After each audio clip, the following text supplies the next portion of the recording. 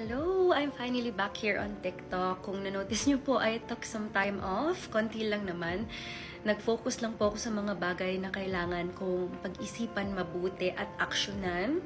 At nagpahinga lang din po para makapag-isip-isip. Pero hindi po ibig sabihin nun ay tatalikuran ko na po yung mga bagay na kailangan kong harapin.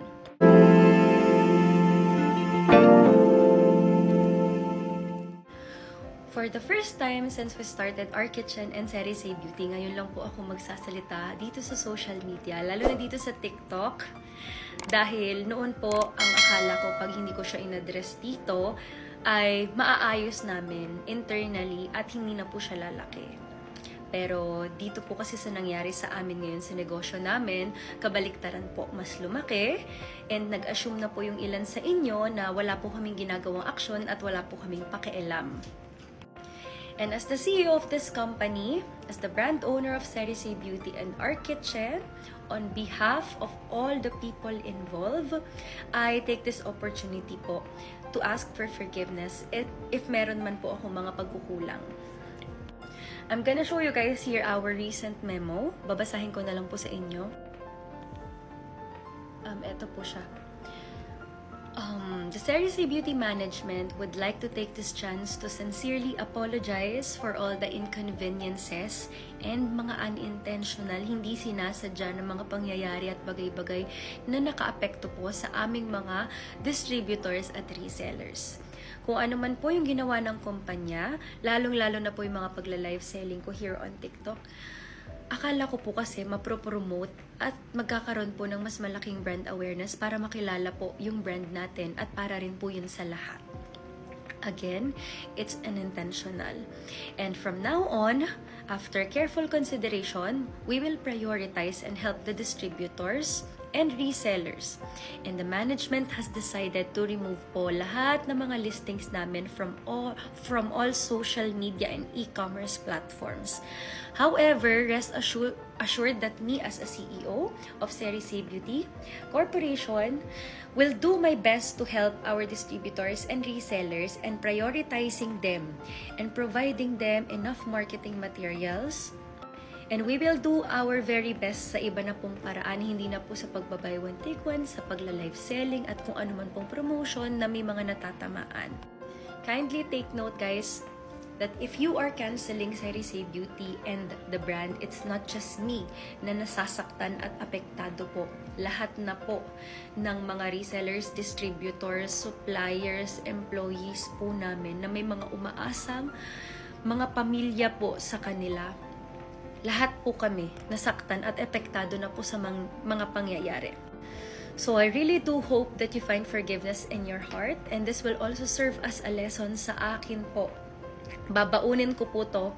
Simula po dito, makakaasa kayo na I will try my very best to communicate with you guys more, to address everything here on social media kung meron man po kayong concern. Para po hindi nyo po isipin na wala po akong ginagawang aksyon dahil kabaliktaran po yan.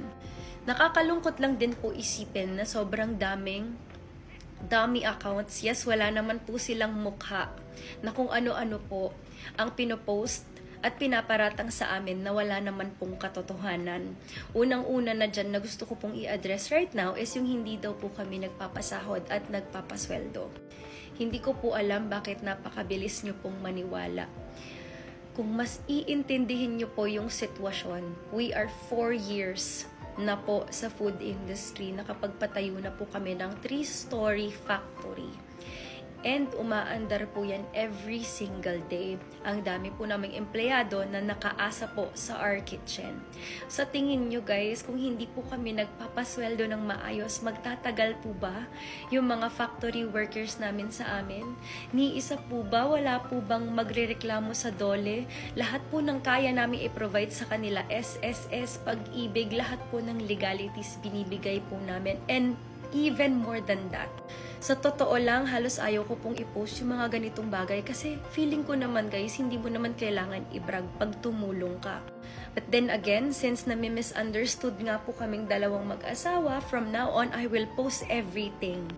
Katulad po ng mga ganito, mga empleyado po namin na umaasa sa amin, sa our kitchen at sa trabaho nila. our most outstanding employee of the month, meron po silang mga bigas na inuwi. Isa lang po ito sa napakaraming date, lunch date, dinner dates ng aming mga office workers. May mga paganyan pa po sila. This also happened last October 30, yes, kasabay po ng launching ng aming endorser na si Sir DJ. Sa factory po kami po ay nagpamisa at nagpamigay na naman po ng tagi-isang kabang bigas. Again, kahit po ayokong i-post tong mga ganito dahil pakiramdam ko hindi naman dapat. Mapipilitan po ako dahil you guys are forcing me. Ayan po sila, masayang-masaya sa mga inuuwi nila. Sobrang ganda po ng relasyon namin sa mga empleyado namin. And nalulungkot lang ako na iniisip nyo na inaabuso po namin sila. Ito po si Ryan, 1 taon na po simula nung nakatanggap po siya ng sarili niyang motor. Nabigay po yan ng aming napakabait na CEO na si Dada. Si Dada po, isa sa pinaka-selfless na tao na nakilala ko. Lahat ng lumapit po sa kanya dito sa our kitchen, mga empleyado namin, kahit mga trabahador lang po namin dito na nag-aayos ng garden, mga yaya po namin, lahat ng humingi sa kanya ng tulong, as much as possible, tinutulungan po niya. So, yung hate na natatanggap ni Dada, hindi po niya yan deserve. Kung sa mga products po namin, wala po kayong masasabi dyan. Kung ako po ay totoong sugapa, sana from the very beginning, hindi na po namin dinistribute at inangkin na lang po namin lahat ng kita. Again, I am not perfect. Meron po akong mga bagay na hindi ko naman kagustuhan na nangyari, and we are doing everything. I am doing my best para po ma-improve yan at ma-actionan po yan. And this time, I am prioritizing our distributors. Again, itigil nyo na po yung mga paratang nyo sa amin na hindi totoo. Huwag na po kayong mag-assume ng kung ano-ano, lalo na po kapag galing naman po sa mga sources na walang mukha, mga trolls at mga dummy accounts. Makakaasa po kayo na itutuloy po namin ang pagtulong namin sa lahat ng employees namin na umaasa po sa amin, sa lahat ng distributors and resellers na binubuhay po ng mga products namin. Our products are 100% safe. It's FDA compliant. All of our flavors in our kitchen, all of our products sa skincare line po namin na Serisi Beauty, lahat po yan. We made it safe. Nag-invest po kami sa R&D, sa lahat ng assessment, laboratory test, mga SPF test. Yung pong manufacturing plant na pinagmumulan ng Serisi ay ISO certified via SGS. May GMP po kami, may halal, may FDA compliant. So wala po kayong dapat ika-worry doon.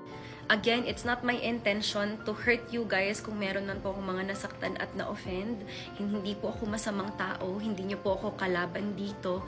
And I will do my best. I promise you guys that. I wanna say thank you also for pointing out yung mga aspect na kailangan ko pong i-improve dahil nakatulong pa po kayo sa amin.